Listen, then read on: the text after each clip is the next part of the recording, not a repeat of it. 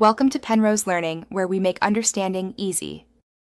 In this video, I will explain how to play music in Rust through a microphone. First, you'll need to set up your Rust development environment. Install Rust and Cargo using the RustUp tool, which is the recommended way. Then, create a new project by typing Cargo new followed by your project name. Finally, open your Cargo, TOML file, and add the CPAL crate as a dependency. This crate provides cross-platform audio input and output capabilities, essential for our task. Now that your project is set up, let's capture some sound. You'll use CPAL to find an available audio host and then select your microphone as the input device.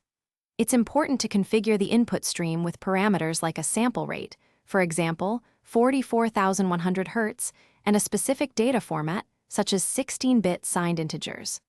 Once configured, start the stream, and CPAL will provide you with audio buffers containing the microphone's input.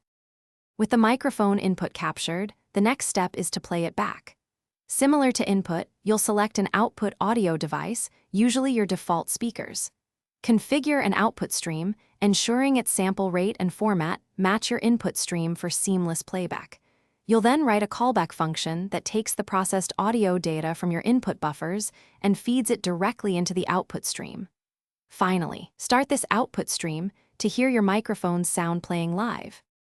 To take your project further, consider adding audio effects.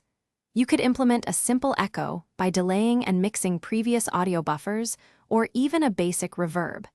Experiment with volume controls or equalization to shape the sound to your liking.